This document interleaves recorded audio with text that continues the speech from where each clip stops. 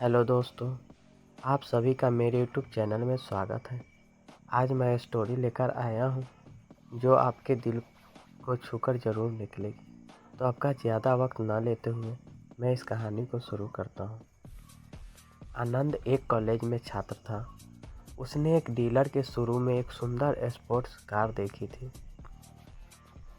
और वो लंबे समय से अपने लिए एक ऐसी ही कार चाहता था। आनंद जानता था कि उसके माता पिता इसे खरीदने के लिए सक्षम हैं, इसीलिए उसने उन्हें बताया कि उसे ये कार अपने ग्रेजुएशन कंप्लीट होने पर गिफ्ट के रूप में देंगे।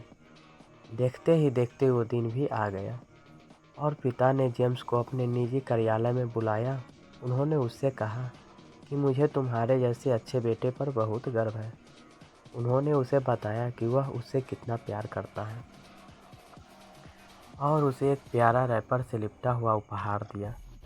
आनंद उस छोटे से गिफ्ट के डब्बे को देख निराश महसूस करने लगा, लेकिन वह जानने के लिए उत्सुक था कि ऐसा क्या था उस बॉक्स में। इसलिए उसने बॉक्स तुरंत खोला और उसमें एक लाल कपड़े से लिपटी भगवत गीता देखी।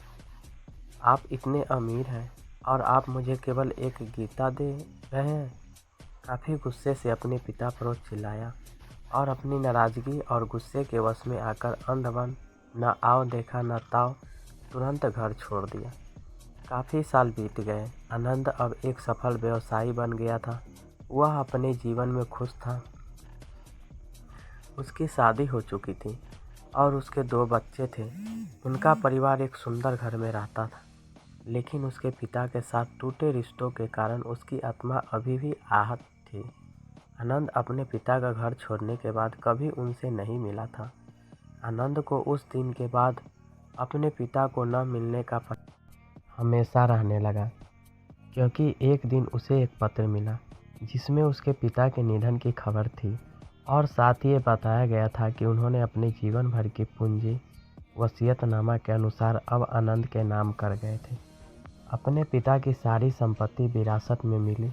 तब आनंद अपने पिता के घर पहुंचा और कुछ महत्वपूर्ण कागज़ की तलाश करने लगा और गलती से वही भागवत गीता का उपहार लिपटा हुआ मिला, जिसे देख उसे फिर उदासी का एहसास हुआ।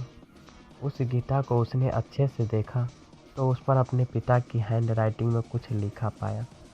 उस पर लिखा था, मैं खुद को बेचकर भी हर सपना पूरा करूँगा तेरा, बस तू सपने ज़रा बड़े देखना। ये बोल रहा बाप नहीं जिंदगी का सबसे पहला दोस्त तेरा।